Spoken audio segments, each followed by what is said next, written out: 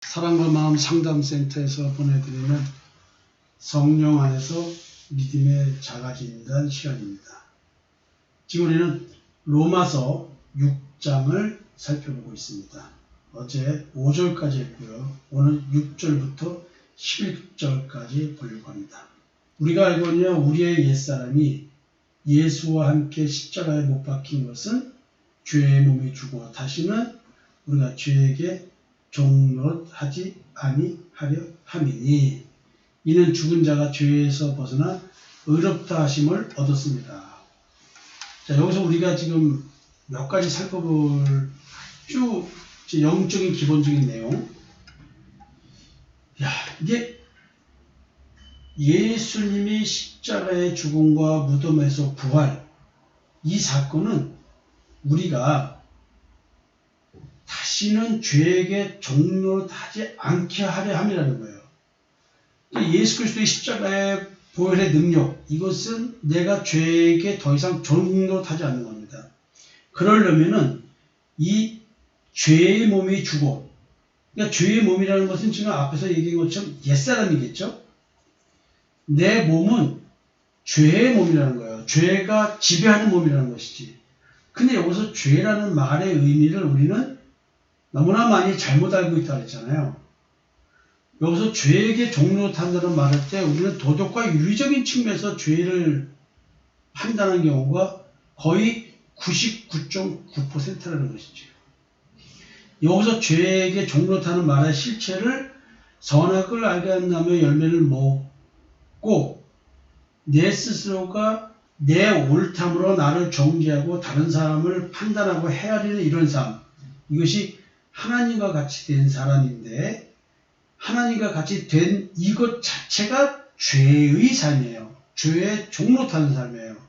내가 선악구조의 삶 속에서 내 스스로 선과 악을 판단해서 선을 판단하려고 하는 이 노력의 삶이 나로 하여금 하나님 앞에 의로운 존재라고 느끼게 만든다는 것이죠. 나의 행위를 통해서 내가 나의 의로움을 느끼고 사는 것, 이게 바로 죄예요. 이게 죄예요.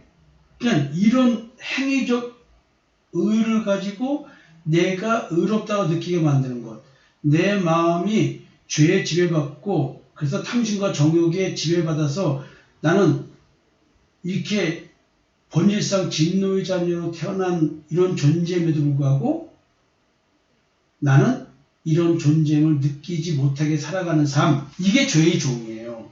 십자가의 죽음과 무덤에서의 부활, 예수 그리스도의 십자가의 대속의 은총은 나로 하여금 이와 같은 죄에 종노릇하지 않게 하는 것이라고 하니 옛사람이 십자가에 못 박혀 죽는 것, 예수와 연합되어서 예수의 죽음과 부활에 동참한 자가 돼서 내가 의롭다 하심을 얻었다는 것이죠. 죄에서 벗어났다는 얘기죠. 죄의 지배에서. 그러면 여기서 생각한 것이 뭐냐면 선악을 알게 한 다음에 열매를 먹은 자가 하나님과 같이 된 존재의 삶이 뭐냐는 거지. 본질적으로 이런 하나님께 불순종하는 존재가 되게 만드는 것이 뭐냐면 양심의 기능이라는 것이죠. 이 양심이 우리는 보암직하고 먹음직하고 지혜롭게 할 만큼 탐스러운 열매, 즉 이 양심대로 살아가는 것이 이렇게 나로 하여금 환희를 느끼게 만들고 기쁨을 느끼게 만들고 내가 하나님 믿기 때문에 이렇게 양심의 가책 없이 살아갈 수 있다고 하는 마치 죄의 지배에서 해방된 느낌을 갖게 된다는 것이죠. 왜냐하면 행위적으로 짓는 도덕과 윤리적인 문제가 없고 법적인 문제도 거의 없다고 생각하기 때문에. 그래서 성경은 예수의 피가 뿌려지면 양심이 악하다는 걸 안답니다. 왜냐하면 이 양심이 먹지 못하는 가시덤불과 엉겅퀴라고 하는 자기 의를 생산하기 때문인 거예요. 근데 우리가 지금 양심으로 인해서 자기 의를 생산하지 않으면 안 되는, 내가 버틸 수 없는 그런 존재의 삶을 살고 있는 것이죠. 여러분들이 이게 얼마나 무서운 영적인 이 타락이라는 걸 모르고 살고 있는 것이죠. 여기서 제가 임마누엘 칸트 얘기 좀 하려고 합니다. 독일의 위대한 철학자죠. 칸트와 그 아버지 이야기가 있어요. 이 이야기가 오늘 이야기가 굉장히 좀 맞아떨어지는 얘기인데, 한 번은 칸트의 아버지가 자기의 고향인 폴란드의 실레시아를 향하여 말을 타고 여행을 떠났답니다. 근데 숲길을 통과하고 있는데 강도가 나타났어요. 그리고 있는 모든 것을 다 빼앗았답니다. 근데 강도가 이런 말을 했대요. 네가 가진 것이 이것뿐이냐? 그래서 칸트의 아버지가 그게 전부요 라고 대답을 했대요. 강도들은 그냥 다 뺏었으면 가라 그랬답니다. 그래서 말도 빼앗기고 겁도 나서 뒤도 돌아보지 않고 빠른 걸음으로 막 도망가고 있는데 그 칸트의 아버지 옷깃에 뭔가 묵직한 것이 느껴지더래요. 가만히 보니까 옷 속에 안전하게 잃어버리지 않게끔 꿰매놓은 그런 그 작은 주머니에 금덩이가 보관됐대요. 칸트의 아버지는 즉시 되돌아가서 강도 있는 곳으로 갔대요. 그리고는 금덩이를 손에 들고 강도들에게 말했대요. 여보시오, 내가 아까 말한 것은 진실이 아니었어.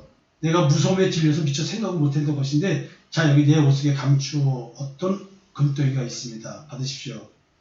어마어마한 양심의 가책이고 자기가 거짓말 시켰다는, 강도한테조차도 거짓말했다는 자기 양심의 가책. 이 말 들은 강도들이 아무도 그 금덩이를 받으러 오지 않았다는 것이죠. 도리어 한 강도는 빼앗은 지갑을 다시 내어놓았답니다. 어느 분이 쓴 예수가 좋다고라는 책에 나와 있는 내용입니다. 진실과 정직 앞에서 강도도 강력했고 회개했다는 것이죠. 그러면서 이제 예수가 좋다고라는 책 속에서 이런 예를 썼습니다. 그래서 이렇게 양심적인 아버지 밑에서 그 유명한 임마누엘 칸트가 태어났다는 것이죠. 칸트가 순수 이성 비판, 실천 이성 비판, 판단력 비판 이런 거를 써서 진짜 이성의 빛을 비춘 사람이죠. 어마어마한 철학자죠. 여러분 생각해보시죠. 이 어마어마한 양심의 교육받은 칸트가 인간이 갖고 있는 이성, 양심의 밭에 오는 그 이성이 얼마나 아름다운 생명의 빛이라고 생각했습니까? 아버지가 이렇게 살았으니까요. 자기는 그 양심적인 아버지를 보고 자랐잖아요. 얼마나 아름다운 예화입니까? 근데요, 우리는 여기서 봐야 될 것이 있습니다. 그렇다고 해서 우리가 의인이 아닌 것입니다. 근데 우리는 그것이 그렇게 아름답게 보이는 거예요. 정말 우리가 신앙생활을 올바로 하지 않으면 이와 같은 왜곡된 신앙을 갖게 되는 것입니다. 이게 진실한 거죠. 너무나 아름다운 양심이죠. 그러나 하나님은 지금 그런 얘기를 하는 게 아니에요. 이것이 도리어 죄에게 종로 타고 있다고 얘기하는 거예요. 선악을 알게 한 나무의 열매를 먹은 실체를 보여준 좋은 예화라서 제가 오늘 여러분들에게 이야기를 해드린 겁니다. 굉장히 아름다운 얘기죠. 오늘도 이렇게 살고 싶으십니까? 이렇게 살아야죠. 그러나 이것은 그런다 할지라도 하나님 앞에서 의로운 자가 될 수는 없다는 얘기를 지금 하고 있는 겁니다. 죽은 자가 죄에서 벗어나 의롭다 하심 얻은 것은 예수 그리스도의 십자가의 대속의 은총으로 말미암아 의롭게 되는 것이 이렇게 양심적으로 산다 해서 의인 되는 것이 아니라는 얘기죠. 우리 세상에서 그렇게 살 수 있어도 하나님 앞에서는 아닌 것입니다. 만약 우리가 그리스도와 함께 죽었으면 또한 그와 함께 살 줄로 믿노니 이는 그리스도께서 죽은 자 가운데서 살아나셨음에 다시 죽지 아니하시고 사망이 다시 그를 주장하지 못할 줄을 알미로다. 부활한 예수는 더 이상 죽지 않습니다. 이미 영생입니다. 부활은. 우리가 옛사람을 죽이고 새 생명을 받아서 새 사람을 입은 자로서의 삶을 산다고 한다면 이제 육신의 장막이 흙에 묻혀진다 할지라도 나는 영체, 스피리추얼 바디를 입고 살아가는 존재로 부활하게 됩니다. 더 이상 사망이 내게 없다는 얘기시죠. 그가 죽으시면 죄에 대하여 단번에 죽으시며 그가 살아계시면 하나님께 대하여 살아계심이니 이와 같이 너희도 너희 자신을 죄에 대하여는 죽은 자요 그리스도 예수 안에서 하나님께 대하여 살아있는 자로 여기지어다. 우리는 살아있지 않는데 살아있는 자로 여겨지는 이건 속이는 존재가 아니에요. 여기서 여길지라는 말을 오해하면 내가 아닌데 그렇다고 생각해라 이런 식의 말이 아닌 거예요. 많은 사람들이 그렇게 착각하기도 해요. 지금 여기서 여길지어다라는 말을 영어로 보면 count예요. 너를 그렇게 계산하라는 얘기죠. 그렇게 생각하라는 얘기예요. 근데 여기서 여기라는 말이니까 본질이 바뀌지 않은 상태에서 그렇게 여기라는 말로 잘못 알아들 수 있는 거예요. 다시 한번 이 부분만 가지고 얘기를 하면 죄에 대해서는 우리는 죽은 자입니다. 대신 그리스도 예수 안에서 우리는 살아있는 자예요. 살아있으나 죽은 자라는 말은 율법주의자들은 자기들이 사망의 생명력이 역사하는 줄 모르고 살아있는 걸 느끼고 있고 우리는 참 생명인 예수 그리스도가 내 안에 들어오셔서 율법을 완성시켜 주신 거예요. 그러려면 나를 죄에 대하여 죽은 자는 얘기 이 죄는 양심이 지배하는 삶을 살지 않는 걸 말하는 거예요. 우리는 악한 양심에서 벗어난 선한 양심으로 하나님께 나아가는 겁니다. 그래서 우리는 양심으로 하나님을 섬기는 거예요. 양심이 자기의 의를 추구하게 만드는 것이 아니라 양심이 믿음의 의를 추구하게 만드는 거예요. 이게 선한 양심이에요. 믿음의 의를 추구하게 만드는 양심이에요. 그러니까 자기의 의를 추구하는 생명력, 이것은 사망으로 인도하는 그런 거. 이게 그래서 죄라는 거예요. 늘 반복해서 말씀드리지만 어느 순간 이 말이 여러분 귀에 와닿고 어느 날 여러분 마음속에서 느끼게 됩니다. 우리는 예수 그리스도와 연합된 자입니다. 그래서 예수 그리스도의 생명이 내 생명인 자입니다. 예수 그리스도와 생명의 연합이 이루어진 자가 바로 나라는 존재입니다. 그래서 우리는 그리스도 예수 안에서 산 자입니다. 새로운 피조물, 우리가 예수 그리스도 안에 있으면 새로운 피조물로 평가받는 겁니다.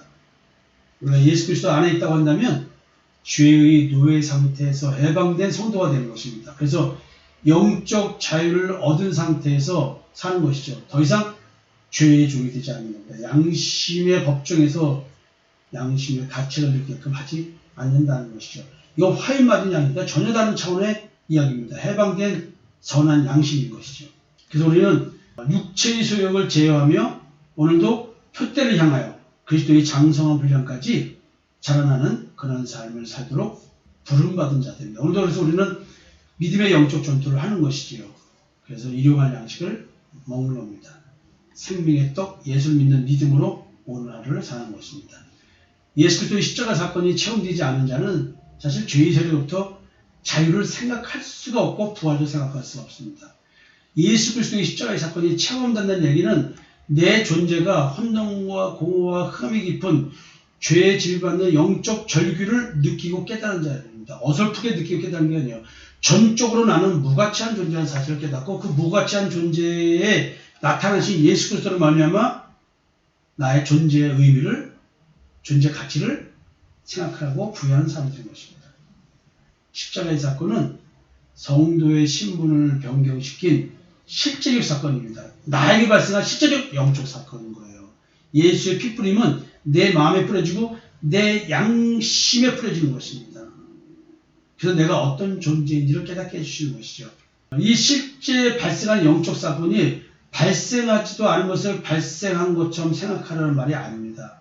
자신에게 발생한 영적 사건으로 인해서 십자가에서 주님과의 죽음과 부활, 십자가에서 죽은 예수 그리스도의 죽음과 무덤에서 부활하신 그 부활, 그것이 내 사건이라고 하는 그 연합의 실체를 정확하게 가지고 가란 그런 의미인 것입니다.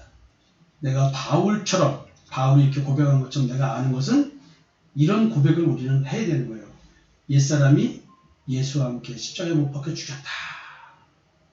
죄의 몸이 옛사람이 죽었다.